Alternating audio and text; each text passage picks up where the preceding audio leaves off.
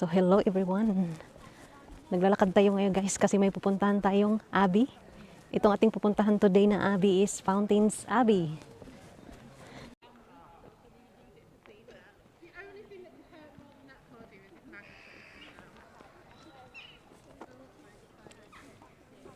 Nag-travel talaga kami ni Mr. dito guys ng 2 oras, halos 2 oras para lang makapunta dito. Para lang makita itong Fountains Abbey. Kasi sobrang ganda. Kasi itong Abbey na ito guys, it is one of the richest monastery before. Nung hindi pa sinira ng isang king before.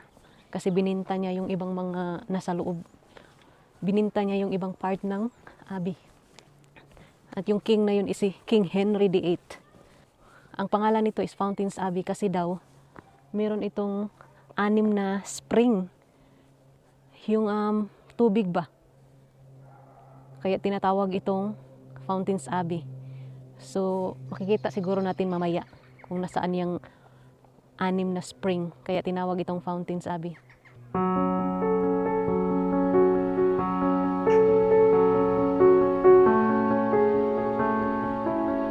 Itong Abbey na ito guys is UNESCO Heritage. Pinoprotektahan talaga nila ito guys kasi sobrang ganda.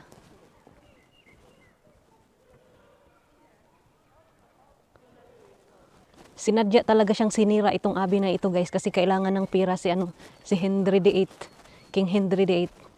Sinira talaga niya ito para ibenta yung mga part ng Abbey. Tapos pinalayas yung mga monks. Mga monks kasi yung nakatira dito dati.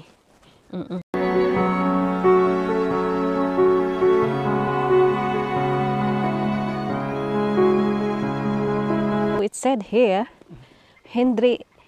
King Henry VIII ordered the closure of monasteries across England, and Fountains Abbey, one of the richest, was surrendered to the crown in 1539.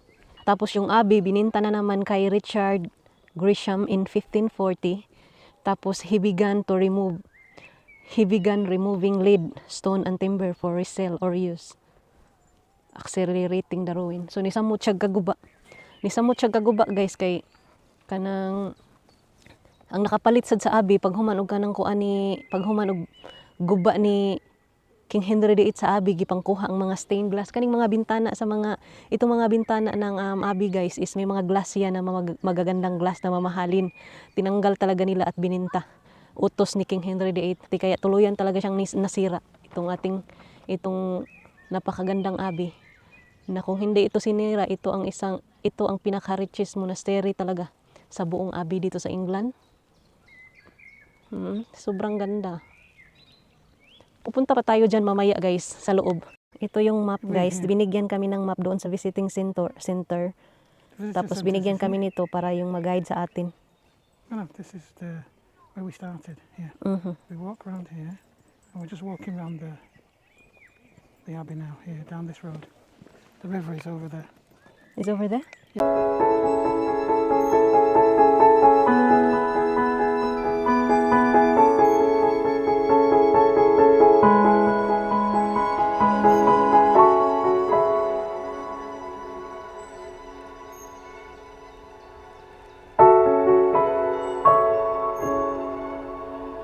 Ayan yung magandang Abbey. Sobrang laki nitong Abbey nito guys. Meron pa dyan oh. Papasok tayo sa loob kasi meron pa talagang mga na-ruins na talaga sa loob.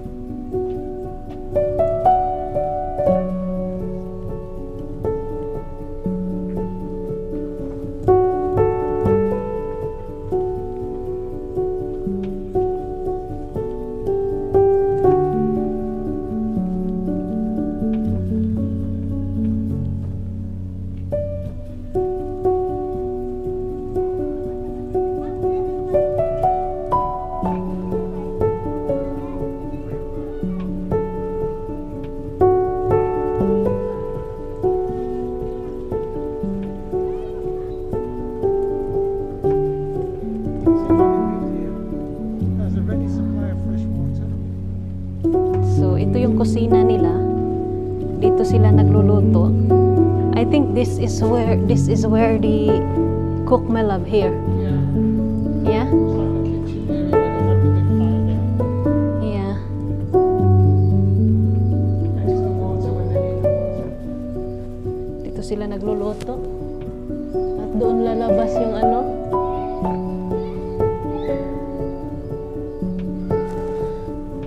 Diyan lalabas yung smoke. Grabe, sobrang laki guys. Sobrang laki ng abi na ito. Sayang kasi sinadya lang talagang sinira para lang ibenta yung mga part ng abi. Napakasalbahe talaga yung ano guys, yung king na yun na si King Henry VIII. Si King Henry VIII guys, yun yung ano, yan yung king na may 6 na asawa. Pinugutan, 2 ata yung pinugutan niya.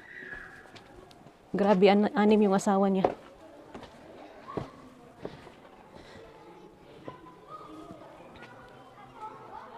Let's see what is this, my love. Ang ganda dito guys, oh. Ang haba. Papunta doon sa kabila, oh. Wow. Tingnan natin kung anong part ito. Kasi meron siyang ano dito, i-map.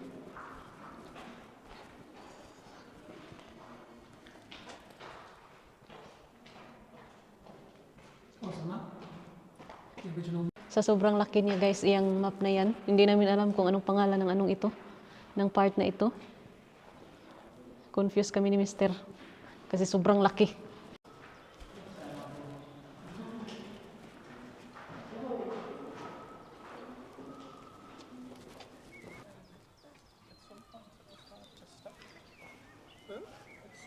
Punta tayo sa may spring or yung malaking river. Galing na tayo dyan kanina. Tapos meron ding maliit na They must have kept adding to the building. part Maybe dito. start small and add more building. No, I mean this one ba? But here, Bathroom, shower area, don't fall.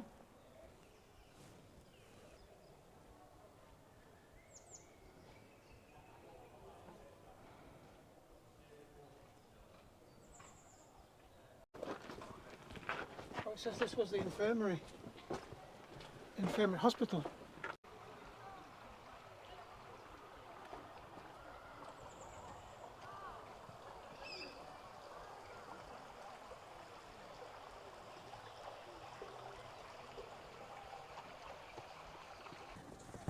hahanapin ko muna yung ano guys. Hahanapin namin sa map yung ano, yung mahaba na ano na river. The Studley Royal Garden is here, my love. So I want to see this one. Yeah, I know you do, but we are here. Where? Here, near the house. So, So we need to walk all the way down, and that walk there is over here. okay. Sa sobrang laki niya, guys. Sa sobrang laki niya, ang hirap hanapin. Kalorke. Buti na lang may map talaga sila na ibibigay para hindi tayo masalaag.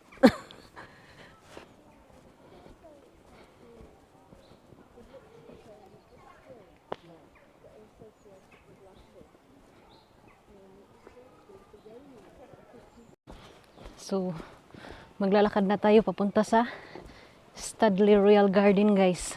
Tsaka may malaking siya, river. So, my love, you enjoyed your walking? Yes, very much. Yeah, it's a beautiful place. Very peaceful. The buildings are very interesting, you know. There must be so many stories here. So many. And it's so sad story. So, say it again, my love. We're heading. Into the lakes and the water fountain at the back of the premises. And it's a nice walk, guys, you know.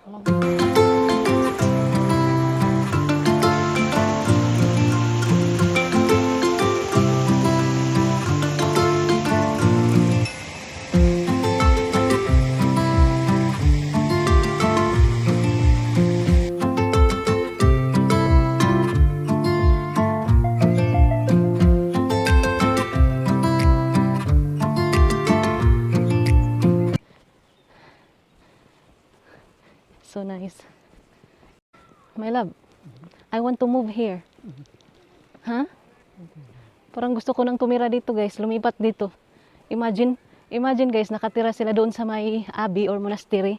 Tapos ang ganda ng path, yung nilalakaran nila papunta sa sa river or yung garden. Yung dinaanan natin kanina, grabe ang ganda no. Nung unang panahon, nung nakatira sila dito yung mga monks bago pinalayas ni King Henry VIII. Sayang. Pero ngayon, ang nangangalaga ng guys, ng abbey is yung National Trust. Kaya free kami ni Mister kasi nagbabayad na kami monthly.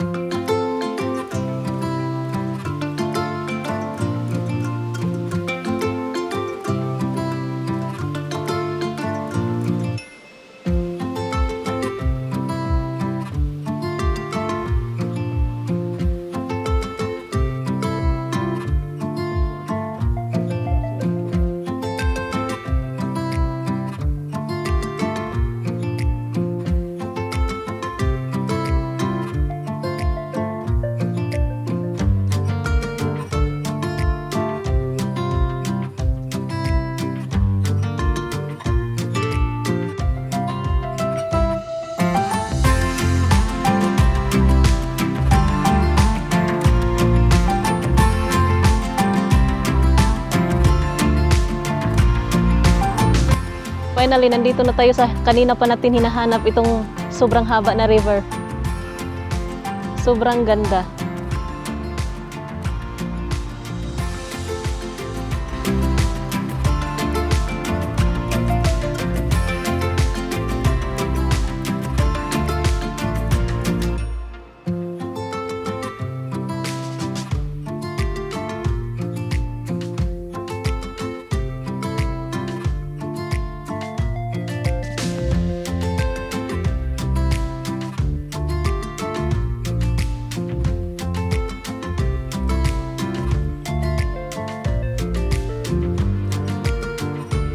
So that's a car park?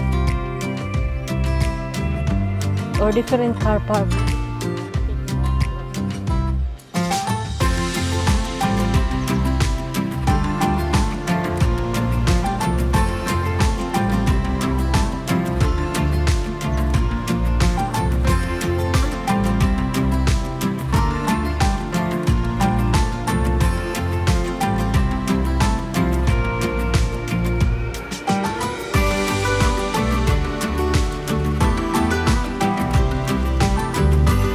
Ice cream time. Pabalik na tayo sa car park kung saan tayo nagpark. So mga 25 minutes pabalik doon. Kasi pinuntahan talaga namin hanggang dulo yung river. So buti na lang may nagtinda ng ice cream. Kaya nakabili tayo ng ice cream. Dito na natin tatapusin. Kasi malayo pa yung ating lalakarin. So hanggang dito na lang. Kita-kits sa susunod na palabas. Say bye, my love. Bye!